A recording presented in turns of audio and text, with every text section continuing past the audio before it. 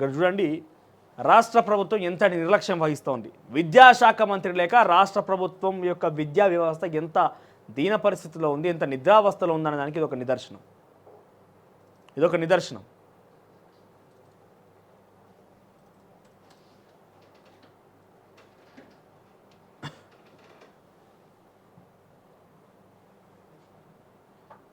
అమ్మాయిలకి, ఆ విద్యార్థులకి తిండి చక్కగా పెడతలేరట.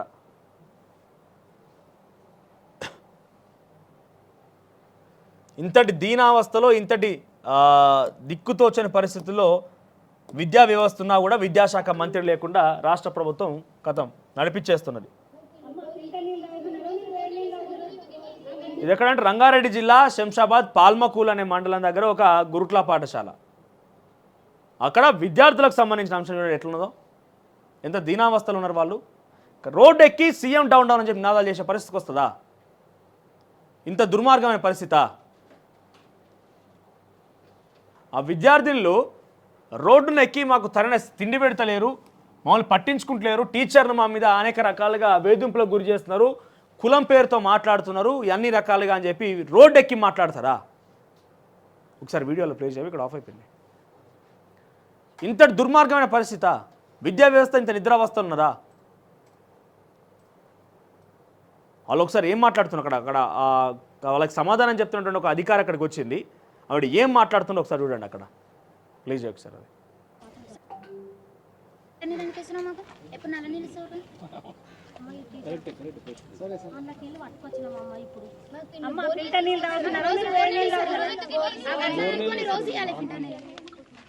అమ్మా ఆమె ఎందుకు ఇస్తుంది? మీరు తాగడానికి రాదా?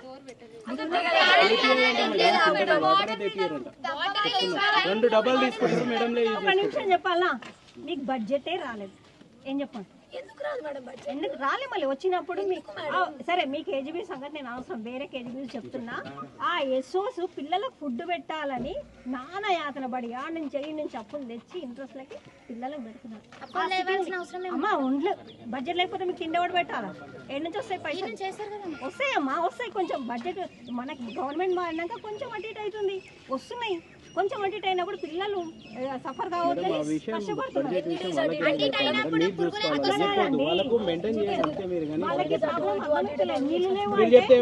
చేస్తారా వాళ్ళ బడ్జెట్ విషయం మీ పైన అధికారులు చెప్పుకొని మీరు కదా, మీరు పిల్లలకు బడ్జెట్ విషయం చెప్పండి. వాళ్ళు టైం చేంజ్ అవ్వడం వల్ల బడ్జెట్ రాలేదా? అట్లా కాదండి, ఏ విధంగా సీఎం ఉన్నారు కదా, దీనికి ఒక సీఎం ఉన్నారు, ఒక కమిటీ ఉంది, ఒక కమిషనర్ ఉన్నారు. వీళ్ళకి మీరు అట్లా ఎక్స్ప్లెయిన్ చేస్తారు ఏంటండి? మీరు పెట్టాలి, అక్కడ బిల్ పెట్టాలా? మీ ఇంట్లో నుంచి అయితే పెట్టారు కదా, అన్ని పెట్టినా రాకుంటే తీసేయండి, చెప్తారండి, పంపించేయండి, వాళ్ళ ఇళ్ళలో పంపించేసాలే మేడం. సార్ అంటే నాకు ఒక డౌట్, ఇప్పుడు ఫిల్టర్ నీళ్ళు ఎందుకు ఇస్తున్నాం? మాకు ఎప్పుడు నల్ల నీళ్ళు ఇస్తారు? అందులోకి పట్టుకొచ్చినాం అమ్మ. ఇప్పుడు అమ్మ ఫిల్టర్ నీళ్ళు తాగుతున్నారు, రోజు ఇవ్వాలి ఫిల్టర్ నీళ్ళు. అమ్మ ఆమె ఎందుకు ఇస్తుంది? మీరు తాగడానికి రాదా? ఒక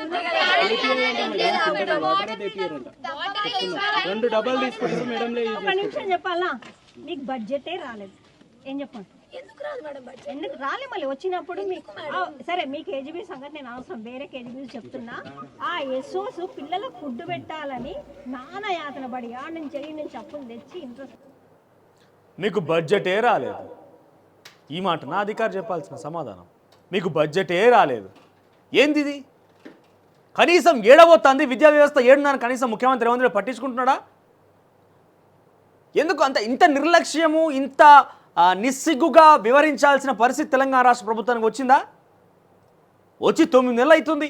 ఎన్నో లక్ష్యాలు, ఎన్ని ఆశయాలు పెట్టుకున్నారు ప్రజలు మీ మీద, ఎన్నో ఆశలు పెట్టుకున్నారు. నేను మొదట్లో ప్రభుత్వం ఏర్పాటైన తర్వాత ఇదే వేదిక నుంచి మీకు మాట చెప్పిన రాష్ట్ర ప్రభుత్వానికి, మీరు ఎన్నికైనా ప్రభుత్వం ఏర్పాటైందని కేవలం చాలించుకోనుకుంటే సరిపోదు. ఇక్కడ మీ మీద వందల సంఖ్యలో ఆశలు పెట్టుకున్నారు. ఈ ఆశలను అడి ఆశలు చేయాల్సినటువంటి పరిస్థితి తీసుకురాకండి, వీటి అడి ఆశలు చేయకండి అని చెప్పి చాలా క్లియర్గా చెప్పుకుంటూ వచ్చినాం. మీరు ఒకటి ఇస్తానని చెప్తే ప్రజలు మీ నుంచి 10ల సంఖ్యలో ఆశిస్తారు, ఏదో జరిగిపోద్ది కదా అంటున్నారు. ఇంకొకటి, ఏ ముఖ్యమంత్రికి, ఏ నాయకుడిని దొరికినటువంటి ఒకే ఒక్క సదవకాశం రేవంత్ రెడ్డి దొరికింది. ఏంటి తెలుసా? మీరు రేవంత్ అన్న అంటారు అందరూ. కేసీఆర్ అని ఇంకా కేసీఆర్ అంటారు, ఇంకా ఇంట్లో లెక్క అంత పెద్దగా భావించరు. అంటే అంత పిల్లల్లోకి అంత బలంగా చొచ్చుకుపోలేరు. పిల్లల్లోకి చొచ్చుకుపోయిన ఏకైక వ్యక్తి రేవంత్ రెడ్డి. రేవంత్ అన్న అని కులాలకు, మతాలకు, ప్రాంతాలకు, వయస్సుకు సంబంధం లేకుండా రేవంత్ అన్న మాట్లాడుకుంటారు. ఆ రేవంత్ అన్న చేసే పనికి ఇదేనా? ఎంతటి సిగ్గుమాలిన పనిదంతా. బడ్జెట్ లేదని అధికారి మాట్లాడతారా?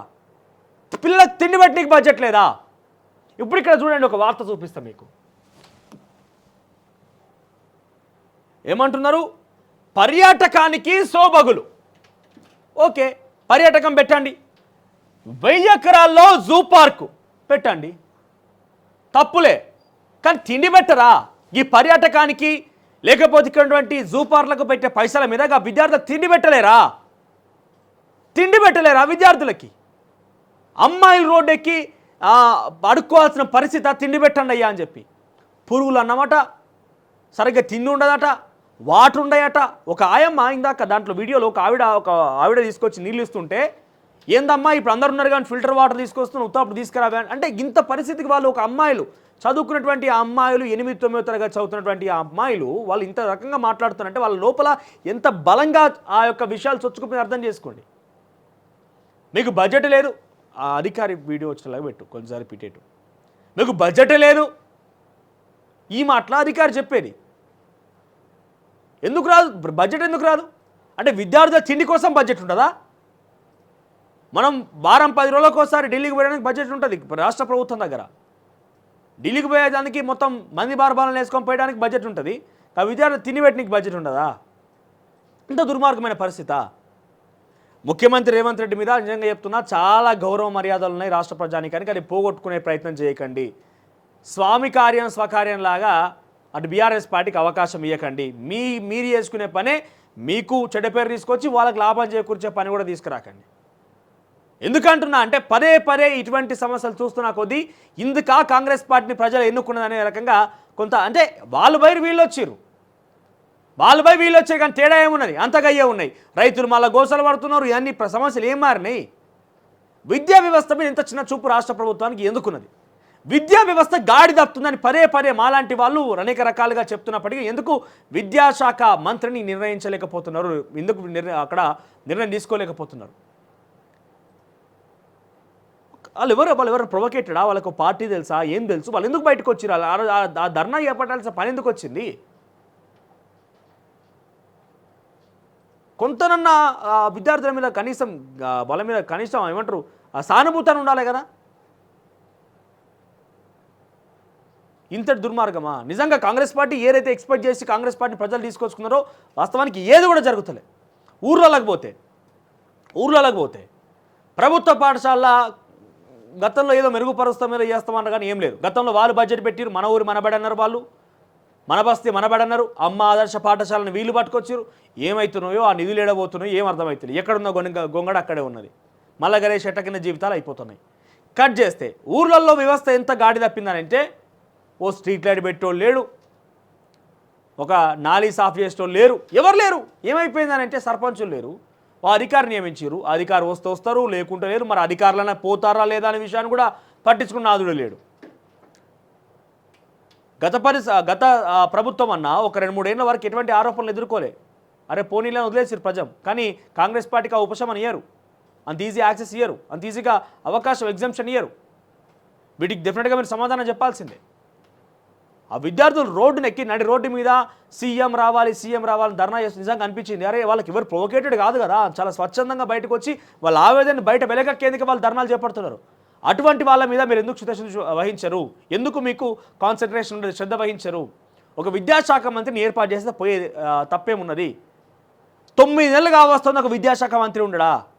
ఒక విద్యాశాఖ మంత్రిని నియమించే అవకాశం ఉండదా? విద్యా వ్యవస్థ ఇంత గాడి తప్పుతుందా? పురుగులు అన్నామని చెప్పి ఇంకా కూడా వస్తున్నాయి కొన్ని చోట్ల. మరి ఆ విద్యార్థులకు ఏం న్యాయం చేసినామో చూడాలి ఇప్పటికైనా. ఎందుకంటే చాలా పెద్ద ఎత్తున చర్చనీయాంశమైన విషయం, ఆశమాష విషయం కాదు అది. మరి ఏం న్యాయం చేస్తారో. ఎక్కడో దూరం మారుమూల ప్రాంతాలంటే ఏమనుకోవచ్చు, నడిబొడ్డున రంగారెడ్డి జిల్లాలో శంషాబాద్ ఏరియాలో ఒక కేజీబీ అంటే కస్తూరిబా గాంధీ స్కూల్లో ఈ పరిస్థితి ఈ రకంగా ఉంటే, ఇంకా క్షేత్రస్థాయిలో ఊర్లలో స్కూల్లో పరిస్థితి ఏ రకంగా అర్థం చేసుకోరు. ఇక ఎట్లుంటుంది ఏందనేది. దయచేసి వీటిని కొంతనైనా మెరుగుపరిచే విధంగా మీరు చర్యలు తీసుకుంటే బాగుంటుంది. లేదంటే డెఫినెట్గా నేనేమంటున్నా, ఇందాక చాలా క్లియర్గా చెప్పిన, మనం ఒక విత్తనం వేస్తేనే అది పెద్ద వృక్షంలాగా మారి పండ్లను కాయలను ఏ రకంగా ఇస్తుందో, మీ ప్రతి సమస్య ఒక విత్తనం అనుకోండి. ఆ సమస్యని మీరు ఏరి పారేసి వాటిని క్లోజ్ చేయకపోతే ఉద్యమాలు తలెత్తుతాయి. ఇక్కడి నుంచే తెలంగాణ ప్రజలు చాలా పకడ్బందీగా రెడీగా ఉన్నారు.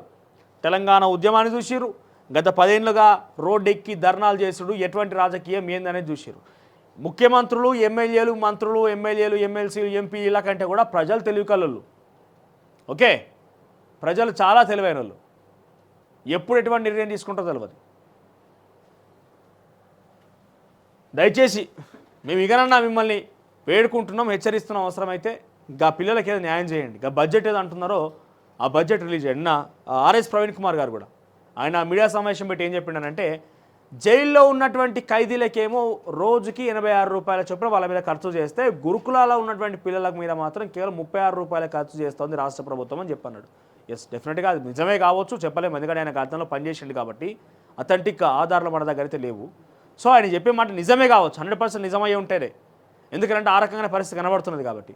అయితే ఇక్కడ ఏందనంటే, మరి ఇప్పుడే కాదు కదా, గత ప్రభుత్వం ఇంప్లిమెంట్ చేసిన దాన్నే ఇప్పుడు ప్రభుత్వం కంటిన్యూ చేస్తోంది. మరి గత ప్రభుత్వం మీద మీ పోరాటం సాగించి ఆఖరికి ఆల కండవ వేసుకుని వాళ్ళ ఇంటనే ఉండి, దొంగల ఇంటనే ఉండి దొంగ కనబడుతున్నాడా అన్నట్టుగా మాట్లాడుతున్నారు. సో మీ ప్రయత్నం, మీ యొక్క పోరాటం గొప్పదే కావచ్చు, నేను కాదంటలే. కాంగ్రెస్ పార్టీ డెఫినెట్గా ఆ దిశగా ఆలోచన చేయాలి. ఈ విషయాన్ని మేము చెప్తున్నాం, కాంగ్రెస్ పార్టీని డిమాండ్ చేస్తున్నాం. కాంగ్రెస్ పార్టీ మీద అవసరమైతే ఆ ప్రభుత్వం మీద కొంత ఇబ్బంది కూడా ఉంటుంది. కానీ మనం ఉన్నదే ఏమంటారు 420 ఇంట్లో.